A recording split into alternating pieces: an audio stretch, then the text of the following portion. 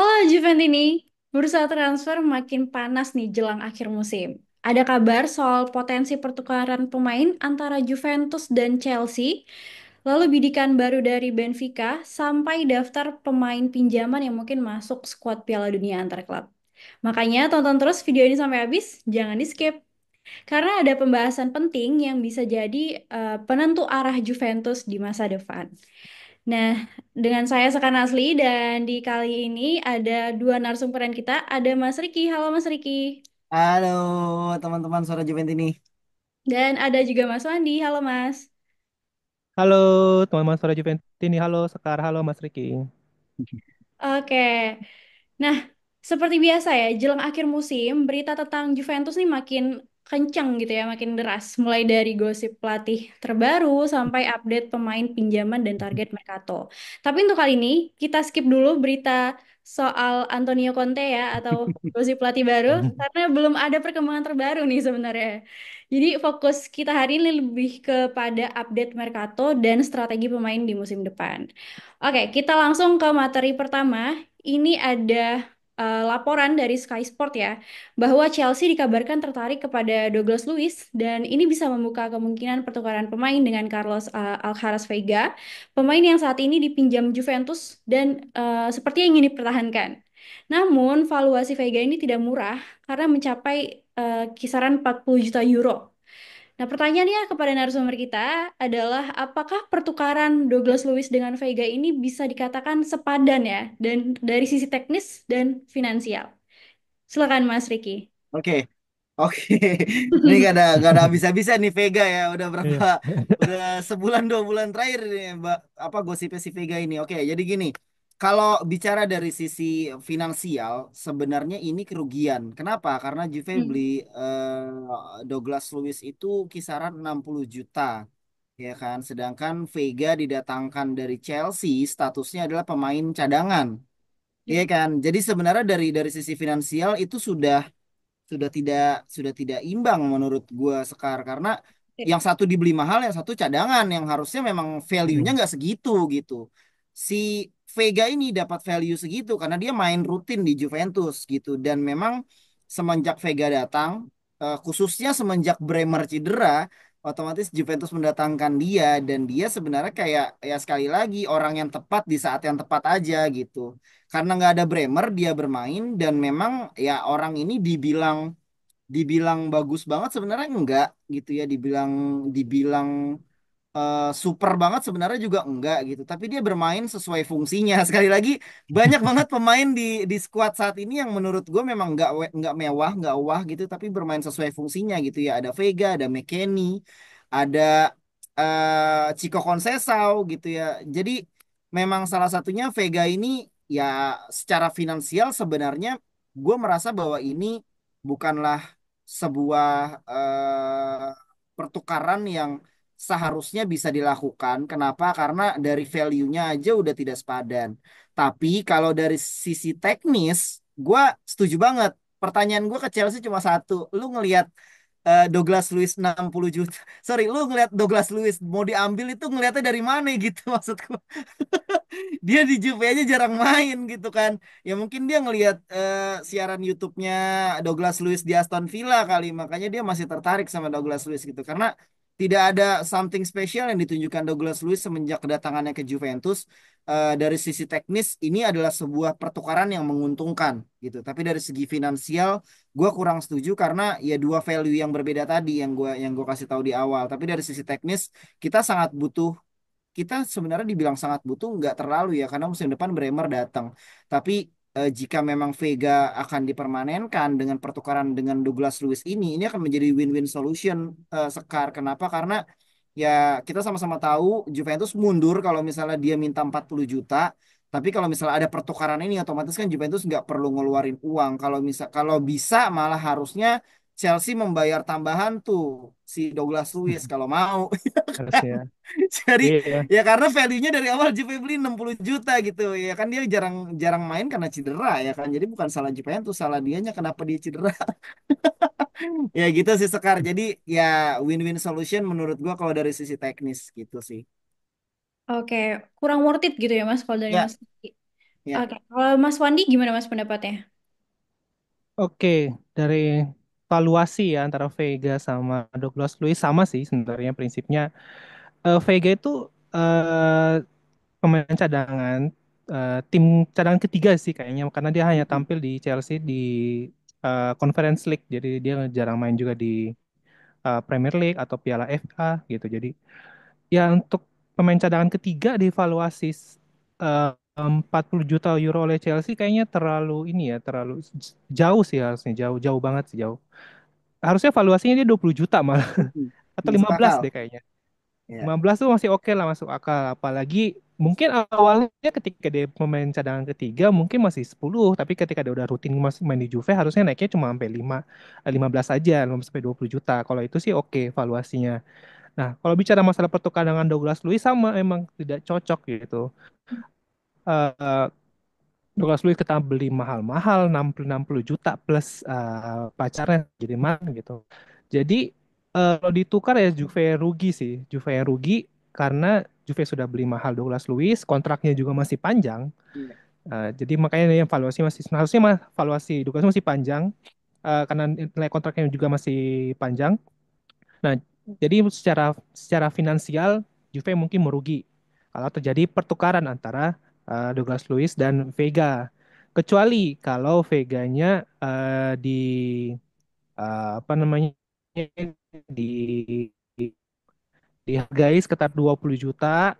Nah, itu oke, tapi dealnya berarti eh, Chelsea belinya tukar dengan plus uang Ya. cash gitu. Ya. Itu nggak masalah gitu. Tapi kalau benar-benar murni tukar itu sangat-sangat rugi secara finansial bagi Juve ya gitu. Nah, kembali ke coba kalau kita lihat dari segi taktik, satu ini dua pemain yang berbeda, satu pemain tengah, satu pemain belakang. Tapi sebenarnya memang secara taktik Douglas Luiz di era Mota dan Tudor pun sebenarnya yang jarang kepake juga sih ya. Jadi secara taktik kalau terjadi pertukaran sih oke. Itu secara taktik bagus karena seperti yang Mas Riki bilang tadi, Vega itu adalah orang yang tepat di waktu yang tepat datangnya gitu. Jadi dia datang ketika emang kita kebutuhan krusial banget tentang back, dan ternyata pengalaman Vega bermain di Premier League itu mungkin membantu juga walaupun dia pemain cadangan untuk menjadi ya ya bisa dibilang Vega menjadi sosok sentral juga sih di pertahanan Juve untuk selama Bremer dan juga sempat juga kalau lu cedera gitu. Jadi sebenarnya secara taktik itu ketika terjadi pertukaran oke. Nah, di mana win-win solutionnya adalah ketika itu tadi eh, Chelsea membeli Lucas Luiz, terjadi pertukaran dengan Vega, tapi Chelsea memberikan uang cash 40 juta gitu. Itu win-win solution. Itu Juve kalau bisa bisa deal seperti itu hebat berarti. Itu hebat Tapi kayaknya Gintoli mustahil itu. deh. Iya. Hebat gitu kalau bisa tuh kalau kayak gitu. Mantap langsung peringkat A dia. Oke, tapi kalau kita bahas dari sisi Juventusnya nih ya, Mas, kita kesampingkan gitu ya pertukarannya. Apa sih yang membuat Juventus ngotot mempertahankan Veiga? Kenapa kayak Juventusnya nih yang kecintaan banget ya sama Veiga? Hmm. Apakah Hmm. performa dan karakternya itu udah cukup pantas untuk disebut pemain andalan Juventus di musim depan? Silakan Mas Riki. Oke, gini, sekali lagi menurut gue dia bukan pemain yang wah, dia bukan pemain yang super gitu ya. Menurut gue dia pemain yang biasa aja, tapi dia datang dan dia bermain, dia dia menempatkan dirinya, dia menunjukkan talentanya di waktu yang tepat gitu. Jadi kalau dibilang super sih enggak gitu ya. Jadi menurut gua ini pemain biasa aja tapi kita butuh Sekar gimana ya?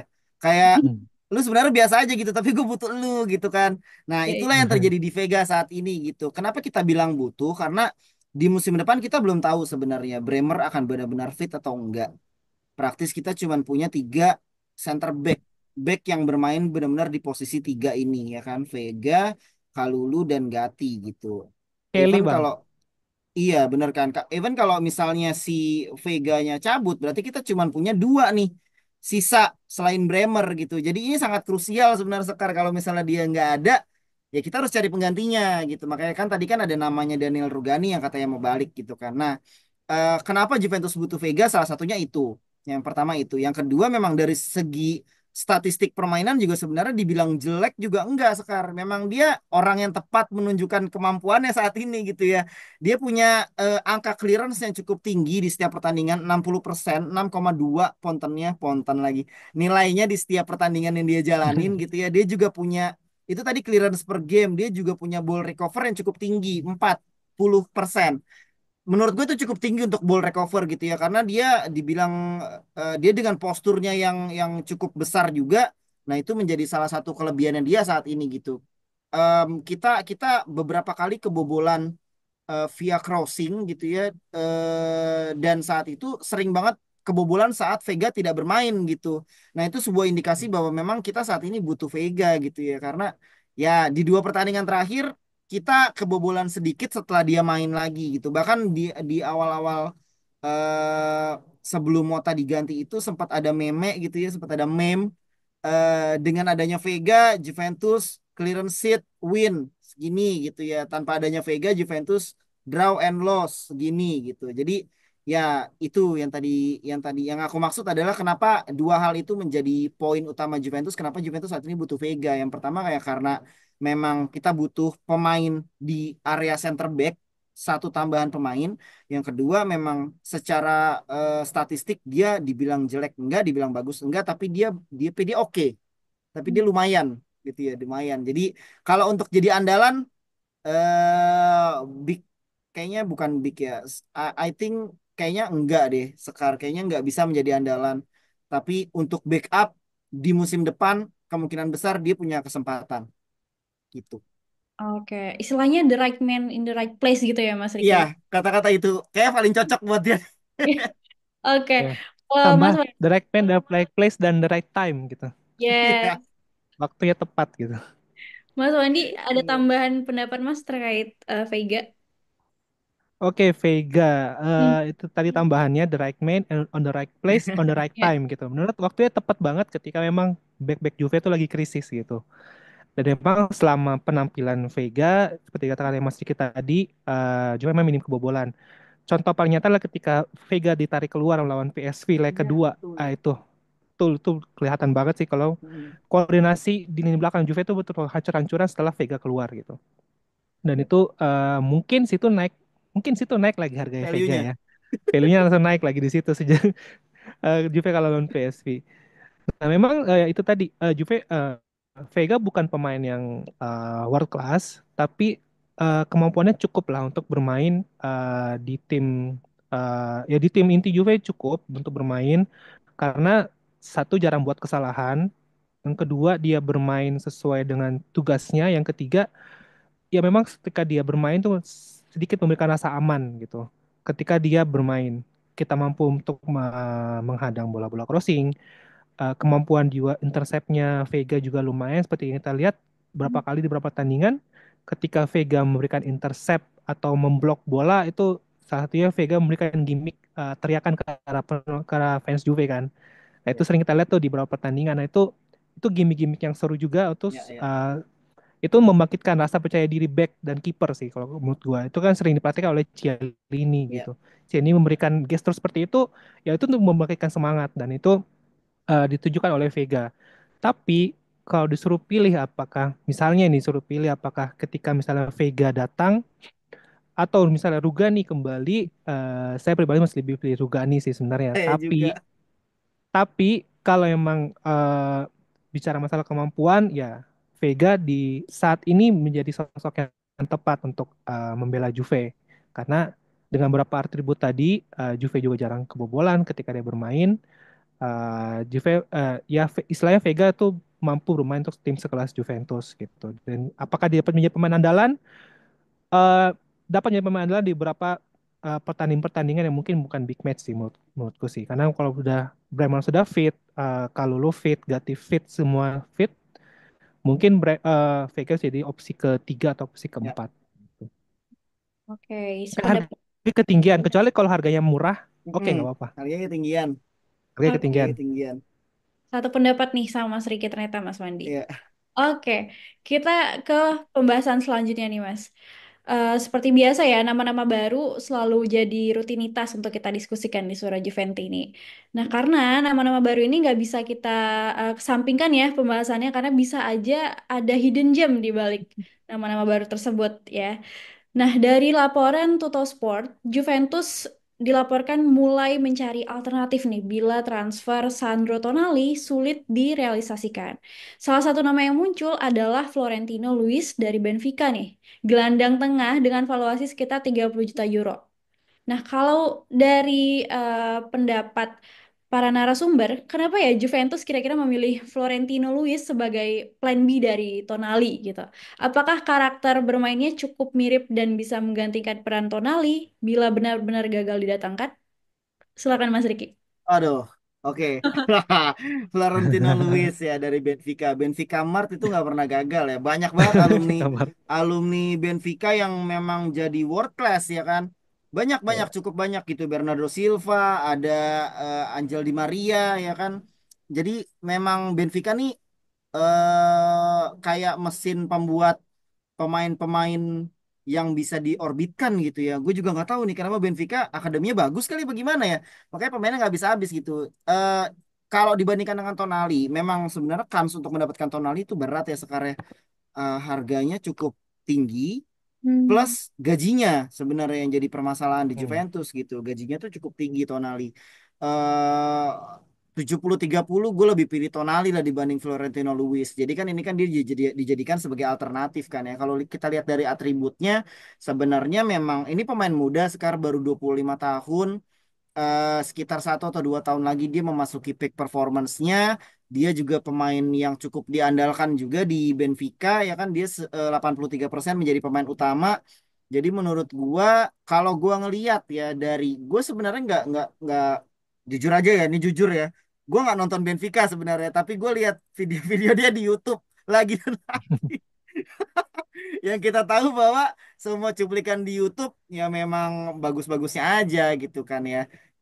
Dia sekilas memang pergerakannya mirip Kante ya. Eh, dia cepat, dia punya tackling yang sangat bagus dan juga punya postur yang cukup oke gitu. Jadi ini sebuah alternatif yang bagus menurut gua dengan harga 30 juta dengan lihat atribut yang dia punya, gue pikir ini menjadi sebuah alternatif yang eh, cukup oke lah gitu kalau Tonali memang nggak didapetin gitu ya tapi kalau emang mau benar-benar mereformasi bukan mereformasi merubah skuad atau merubah masa depan Juventus di musim depan ya gue melihat Tonali adalah orang yang benar-benar tepat ya dan Guintoli harus benar-benar bekerja keras untuk dapetin pemain itu sih gitu gue masih tetap berharap Tonali bisa mendarat ke Juventus dibanding Florentino Luis. Tapi ini alternatif yang cukup oke sekali lagi.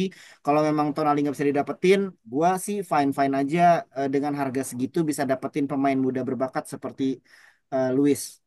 Itu sih, Scar. Oke, berarti alternatif yang oke gitu ya Mas, positif. Ya, positif sih. Oke. Kalau dari Mas Wandi gimana Mas?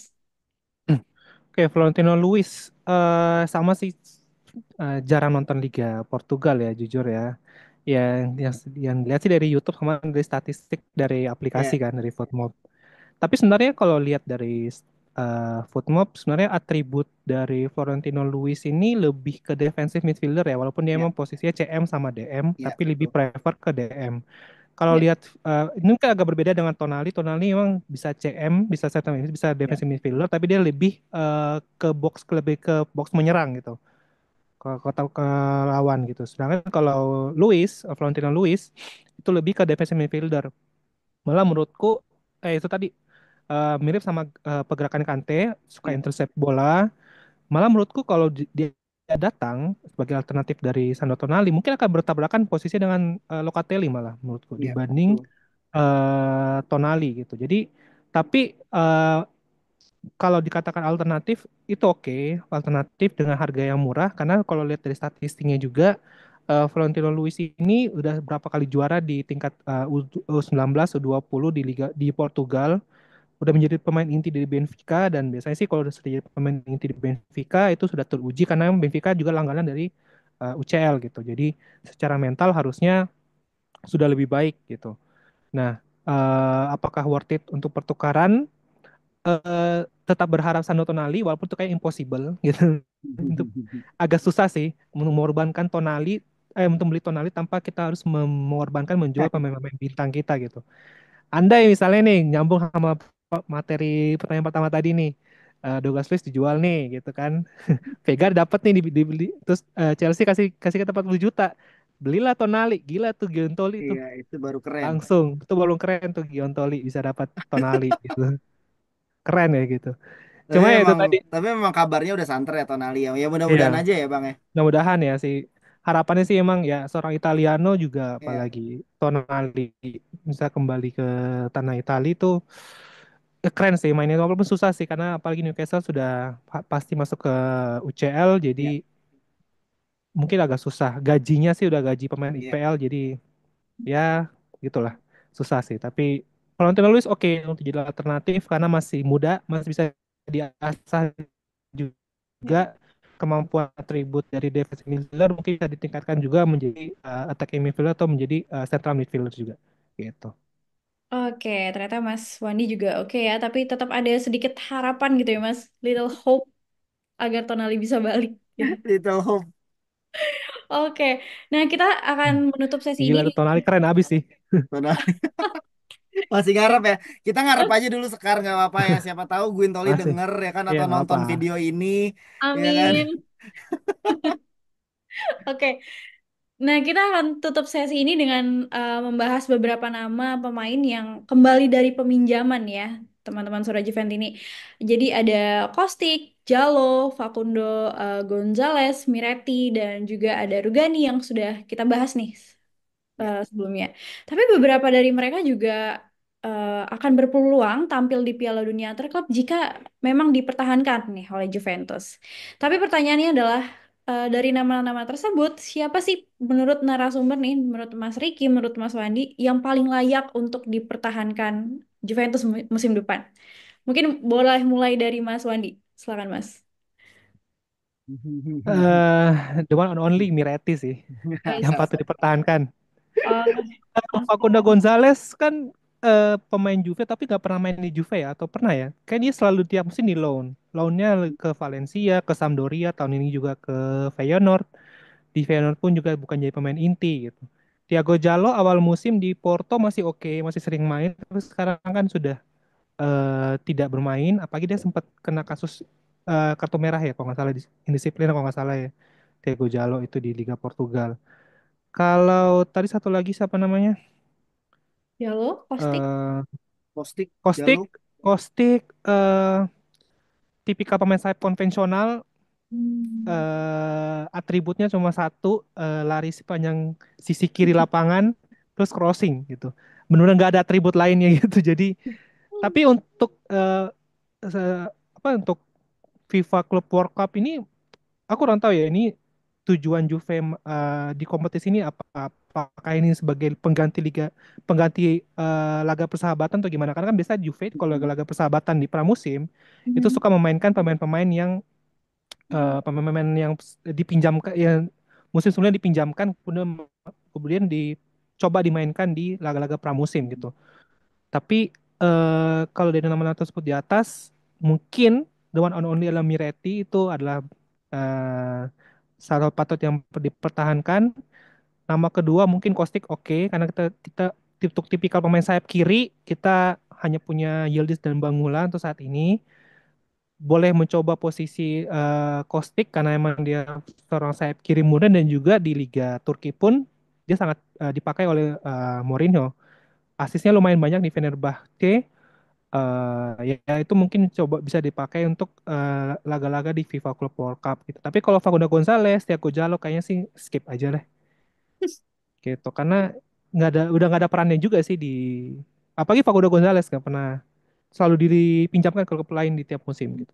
Ya, oke. Miretti dan Kostik kalau dari Mas Wandi. Mas Riki, siapa nih Mas? Oke, satu nama Rugani, aku berharap dia bisa balik lagi. Jadi itu aku checklist satu. Kostik ya. Kostik cukup Hmm. mengesankan ya di Fenerbahce dan dia beruntung sebenarnya bahwa Mourinho dia main dengan 3-4-1-2 Jose Mourinho bisa menggunakan Kostik dengan sangat baik dan dia suka ternyata dengan Kostik gitu ya. Jadi dia total memainkan banyak sekali pertandingan, 25 pertandingan di Fenerbahce kemarin dan hampir 70% dipilih sebagai pemain utama. Jadi memang andalannya Jose Mourinho kemarin Sekar di Fenerbahce gitu dan memang statistiknya oke. Ada 7 assist di 25 pertandingan untuk seorang pemain yang punya atribut hanya bisa di kiri aja. Jadi menurut gua Kostik Kostik agak gambling tapi aku checklist sih satu gitu ya karena gua menilai dari sisi skema Juventus di sebelah kiri terutama untuk di left back ya di left back ya kalau misalnya kita tarik dia ke belakang di left back kita cuman kalau kita bicara Conte datang ceritanya ya ini ya Conte datang Conte akan bermain dengan 3-4-3 dia bisa kita jadikan sebagai sayap kiri atau back kiri membackup siapa ya yang tiga center back yang biasa main di kiri ya Gatti atau Nah, berarti Bremer mungkin atau Vega ya kan ya Vega. pokoknya bisa bergantian lah dengan tiga orang itu gitu atau kalau misalnya kita dorong dia sedikit ke sayap dia bisa mengisi di sebelah kiri kalau misalnya Kenan Yildiz tidak fit atau Mbak Ngula gue rasa dia tidak ada harapan deh ya kayaknya di musim depan gue nggak tahu sih ya tapi gue menilai kayaknya Mbak Ngula agak sulit untuk dapat posisinya di musim depan nah praktis saat ini kita selalu berganti berganti dua pemain yang selalu mengisi posisi kiri itu ada Timothy Weah sama kadang Weston McKennie digeser ke kiri dan gue menilai sebenarnya agak kasihan ngelihat Weah main di sebelah kiri gitu ya karena bukan atribut dia Iya. gitu. Nah jadi kayaknya Kostik cukup berguna untuk bisa mengisi sisi kirinya Juve kecuali Juve mendatangkan pemain baru di sisi kiri musim depan pemain baru gitu ya. Jadi checklist jadi Kostik kayaknya akan aku checklist sekar. Terus yang ketiga mungkin Miretti ya. Nah ini juga agak gambling nih. Kalau dia datang dia mau dimainin atau enggak gitu ya. Jadi sulit sebenarnya kalau kita lihat statistiknya di Genoa, dibilang keren juga nggak terlalu, tapi dibilang oke juga lumayan gitu ya. Dan dia next gen asli, Juventino juga sejak kecil. Ya gue selalu berharap punya penerusnya Claudio Marchisio sih dari dulu ya sekarang Hmm. sampai sekarang belum kesampaian gitu. Dulu Miretti pernah digadang-gadang sebagai the next Claudio Marchisio lah segala macam. Tapi akhirnya nasibnya luntang-lantung. Jadi gue berharap Miretti bisa balik lagi. Tapi agak gambling karena kalau dia balik lagi takutnya penurunan karir lagi. Nanti dia nggak main-main lagi. Akhirnya dipinjemin lagi kan jadi kasihan kan. Jadi agak gambling. Tapi pengennya sih ya ya cobalah Miretti lah musim depan gitu. Ada Fagioli, ada Miretti. Ya siapa tahu udah kembali dengan ego yang lebih bagus, dengan pendewasaan yang lebih oke selama masa peminjaman. Jadi tiga nama itu sih yang aku checklist. Sorry empat ya berarti ya. Tiga ya. Tiga. Rugani, Tiga. Kostik, Pasti. Miretti. Itu sih. Kalau Oh. untuk Facundo Gonzalez, Thiago Jallo, aduh, Thiago Jallo tuh nggak pernah main sekarang. Thiago Jallo itu nggak pernah main loh. Dia main terakhir di mana sih? Di Porto ya. Thiago Porto Jallo tuh ya nggak pernah masih. main ya. Dia cuma main di 8 pertandingan. Itu pun dia tidak ada gol, tidak ada assist, kartu kuningnya dua. Jadi menurut gua cuma 8 pertandingan dari Hmm. berapa belas game menurut gua kayaknya dia udah nggak ada Harapan lah. harapan kayaknya di Juventus. Kayaknya akan masuk daftar list jual lah tuh Thiago Jallo, Facundo Gonzalez, terus Hmm. Samuel Mbangula bisa jadi. Kasihan ya Bang Iya Mula sih. ya. Bang Mula Kasihan tuh ya di kasihan. era Mota tuh diorbitkan gitu ya. Dia dia dia cukup cukup oke tapi ternyata makin ke sini makin hilang. Oke, nah itu dia ya teman-teman suara Juventus ini. Mungkin kalau teman suara Juventus ini juga punya pilihan yang berbeda, mungkin bisa milih Kostik, Jalo atau Gonzalez, Miretti, dan juga Rugani ya, yang berpeluang untuk main nanti di Piala Dunia antar klub. Kalau dipertahankan Juventus. Oke, itu dia pembahasan kita di sesi hari ini. Penuh update menarik tentunya yang bisa jadi gambaran arah Mercato Juventus di musim depan. Jangan lupa tentunya swap deal, terus plan B transfer dan pemain-pemain yang kembali tadi tentunya diharapkan bisa menjadi kunci kekuatan Juventus di tim Piala Dunia antar klub nanti. Oke, jangan lupa di like, subscribe, komen dan join channel membership Suara Juventus ini ya supaya untuk bisa mendapatkan kesempatan diskusi bareng kita di online maupun di offline. Dan terima kasih kepada narasumber. kita pada hari ini dan terima kasih juga untuk teman-teman Suara Juventini yang udah nonton dari awal sampai akhir. Kita akhiri Vino alla fine. Forza Forza Juve. Juve.